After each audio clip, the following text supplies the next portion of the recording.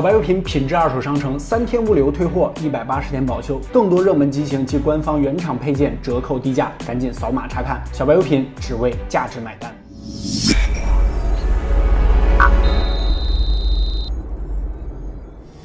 Hello， 大家好，欢迎收看本期小白测评。今天这期视频又是一期散发着人民币味道的片子啊！我还特意把我桌子上这个吃亏半个月的 Apple Watch 给带上了。这一视频为大家带来的就是 iPhone XS 和 iPhone X Max 量产版的一个开箱体验啊。由于购买的台数有点多，所以说还有一些在路上，而且提前呢已经被我开了一台这个黑色的版本。这黑色版本没什么特别的啊，留了一个还是和每年一样专门的。我们这手机呢，有是从苏宁购买的，有是从这个苹果官网购买的。苏宁这边的物流呢，还算是比较快啊。这是一个黑色，然后这2台呢都是金色的版本啊，小的 XS， 还有这台大个的 iPhone XS Max， 咱们就先来拆这一台。另外这台金色的 iPhone XS 呢，大家可以关注我新浪微博小白 MTX， 我们将会在这2天做一个转发抽奖的活动，送这台 iPhone XS 小的，咱们也都打开。OK， 不客观真体验，2018年新 iPhone 快速体验，马上开始。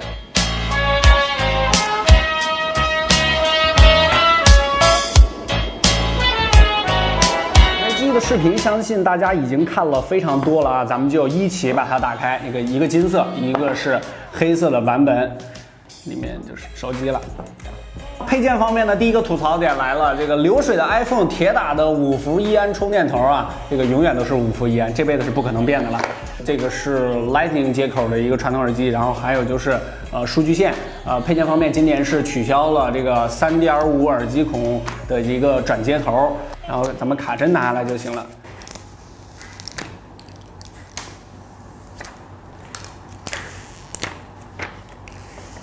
这就是金色和黑色的，还有我们的这台。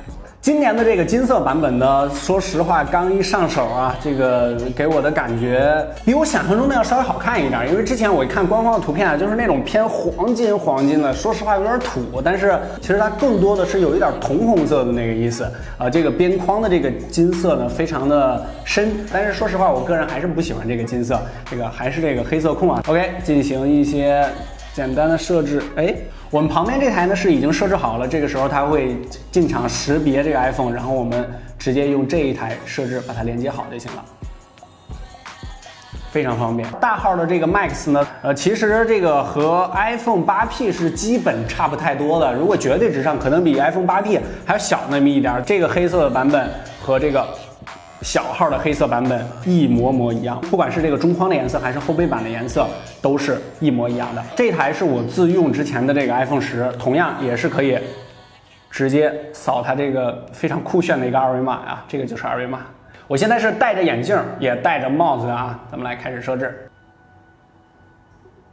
大版本的设置中呢，它有2个选项，让你选择这个标准形式还是放大形式。这个标准形式呢，就是充分利用这块6.5英寸的这个大屏幕，而这个放大形式呢，会放大到跟原始的这个iPhone XS 那个分辨率。所以说咱们现在选择标准模式，充分利用这个大屏幕。OK， 现在我们是设置完成这2台手机的默认界面，但是刚刚经过一些设置啊，我已经感觉到这个 iPhone X Max 这个后背呢是有一些热的。默认的壁纸呢，这个金色版本就是一个金色，这个黑色呢是一个绿色的这么一个球啊。刚才有小伙伴可能发现了啊，这个壁纸呢其实是不一样的，开了个小玩笑，这个是我们之前另外一台做测试的这个 iPhone X， 但其实从外观方面，这2台手机真的是没有任何区别的。但是也有小细节啊，就是在镜头位置上的一个小调整。这个壳呢是我们小白优品商城自己卖的这个超薄的保护壳。OK， 咱们把它放到这个金色的上面。这个镜头的位置呢，大概向右下角稍微移动了半毫米。这个右下角呢是扣住了，然后上面呢是有一些缝隙。总体上呢，如果你要是拍照的话呢，这个软性壳肯定还是没有问题的，但是看起来还是有些别扭。另外一个小点就是底部啊，这个新的 iPhone XS 呢，它是在底下多了一个天线条，所以说这个2边的开孔呢是不对称的，侧边上都是一样的，但是在顶部也加了一个天线的开槽。这个呢其实是因为新的 iPhone 呢加入了这个4x4 Memo。这么一个天线技术。现在呢，虽然说包括安卓这边很多厂商都是有4乘4 MIMO 的，但是它是需要基站和手机双配合才能实现这个信号的加强。我告诉大家一个比较失望的消息，那就是国内的3大运营商所有的基站在4乘4 MIMO 的支持上，目前还非常初级阶段。在电池上呢，这2台手机呢，这个5.8寸的 XS 是2658毫安时，它在官方宣称的时候是要比这个老的 iPhone 10啊多了半个小时的使用时间。我不知道苹果是怎么测试一个标准来多出来半个小时，但是我可以告诉大家，它的电池呢要比这个 iPhone X 呢是稍微的小了那么一丢丢。这个 iPhone 10呢是2710多毫安时啊，就是稍微小了几十毫安时，而这边的 iPhone XS 呢，它是3174毫安时啊，比这个老的 iPhone 10呢是多了1.5小时的使用时间。6.5寸的这个 iPhone XS 呢，虽然说在边框上的控制的也还不错，但是我这个手呢算是比较长的了，我正常握持的情况下面是几乎够不到它左侧边的，非常难够到。如果要是想够到，我底下的手指必须要动一下。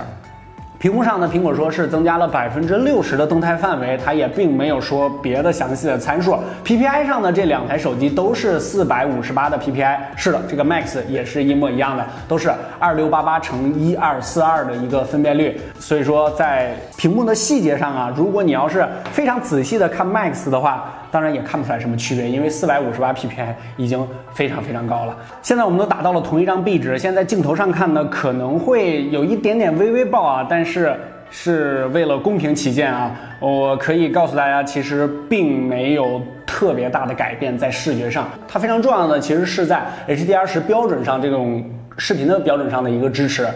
如果要是看 HDR10 的这个视频上面，这2台手机肯定是要比这个 iPhone X 要明显好很多的，比如说这个暗部的这些细节啊，或者说曝光的一些控制上面。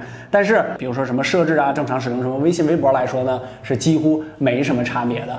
在这也告诉大家另外一个比较失望的消息，那就是 HDR10 的这种视频呢，其实是非常非常少的你要是去专门的找这种 HDR10 的相关的一些资源才可以。OK， 下一个就是这个 A12 Bionic 芯片了。这个芯片呢，这个是全新的，又是秒天秒地啊，第一颗量产的7纳米制程工艺的芯片。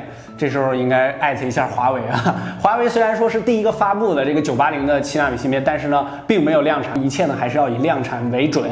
那么这个 A12 呢，就是最先进的一个了。内存方面，今年的2台新 iPhone 也由之前的 iPhone X 的3G 内存升级到了4G。首先在这个解锁速度上就非常明显了，抬手，这刚才那个几乎差不多，抬手，哎。来，再来一次。多数情况下呢，还是这个 Max 要快了那么一些。解锁速度上虽然有提升，但是在角度上呢，咱们来测一下躺着啊，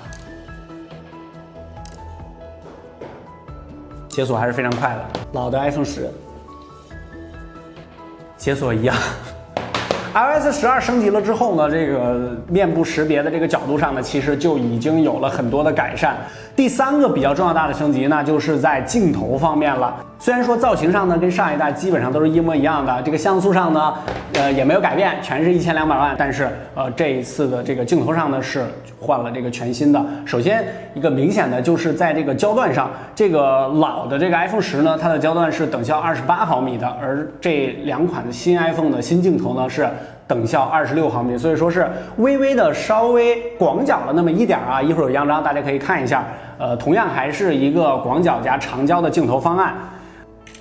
相机方面非常重要的一个功能就是它可以后期调节光圈，其实这个在安卓阵营这边早就有了，但是 iPhone 这边还是第一次上。它最大呢是能到 f1.4， 然后是 f16的这个光圈调节，还是非常明显的。大家可以看一下，拍了一下老张。另外，相机方面的一个大功能就是智能 HDR， 是系统相机设置里面那个设置，它有个开关，默认情况下呢，它是帮你打开的。这个功能呢，其实就是可以让你忽略 HDR 的存在，而且在取景框上实时都可以显示 HDR 的这个效果，这个在之前别的手机上都是不行的，包括目前的地表最强的这个拍照旗舰 P20 Pro 上面也是不行的，尤其是在拍夜景的时候 ，P20 Pro 的夜景功能非常强大，但是你拍的时候跟你看到的照片其实是不一样的。而 iPhone 这个智能 HDR 呢，开启之后就是所见即所得，你看到的直接就是 HDR 成像的那个画面，然后按下快门之后得到的也都是 HDR 的照片。OK， 那咱们就废话不多说，直接用样张来说话。远景的建筑，这个 iPhone XS 依旧有些偏蓝，而 iPhone 10呢有些偏黄。解析力上 P20 Pro 最佳，但是有锐化过度的感觉。这个 iPhone XS 和 Max 相当 iPhone 10稍有差距。微距下 P20 Pro 依旧是喜欢把植物搞得像挂历封面一样，而苹果的3台手机基本是还原一致，看不出太大的区别。看一下室内 P20 Pro 整体画面偏暗，但是观感出色，德味十足。而 iPhone 10则是曝光过度，字都看不清了。XS 稍微过曝，没有 Max 表现出色。这组雕塑上 P20 Pro 和 iPhone 10一样有些欠曝 ，iPhone XS 和 Max 曝光非常精准。但是这里有个小插曲，在这个场景中，新的2台 iPhone XS 和 XS Max 连拍3张，都拍出了3种白平衡完全不同的样张。看来在稳定性上，初期的2台新 iPhone 还有一些小 bug。跑分上已经很明显了 ，A12逆天的性能，还有就是在 AR 应用上的强化。AR 在国内的应用呢还是很少啊，更不用说那些大型的 AR 游戏了，这也是很难直观体验到的。但是正式版的 iOS 12上这个新加的 AR 尺子的工具，比之前的 beta 版好用的很多，识别率很高，误差也缩小了不少，大概能控制在几厘米的范围内，还算是比较实用的 AR 小工具。升级 iOS 12之后，不光2台新的 iPhone， 老的 iPhone 10也支持录入2个人脸，但是官方叫做替用外貌，录入之后2张人脸都是全功能的，可以解锁。完了，你老婆可以光明正大的录入一个了。另外在这儿也说一下，208克的这个 Max 真的还是挺重的，把玩了一会儿手就酸了，还好没到半斤。还是老规矩，在我们的微信公众号小白测评后台回复新 iPhone 这个关键字，新 iPhone， 本期视频的所有实拍样张，还有后面的这些跑分的关键数据都可以实时查看。后期我们也会第一时间更新这一大一小2台新 iPhone 的所有数据，包括大家关心的续航和帧率，我们会第一时间更新到小白测评微信数据库。剩下一个最重要的升级，那就是在大号 iPhone 上才有的这个双卡功能了。现在咱们把它拿下来。双卡上呢是这个只有 XS Max 和这个 XR， 也就是这个大号的6.1寸的这2台手机有，这个 XS 是并没有的。一面呢是直接放上没有卡扣的，另外一面呢它是有一个小卡扣设置的，这样呢就防止你在放的时候非常容易掉下来。OK， 添加之后它会让你设置蜂窝移动信号，也就是哪张卡使用你的网。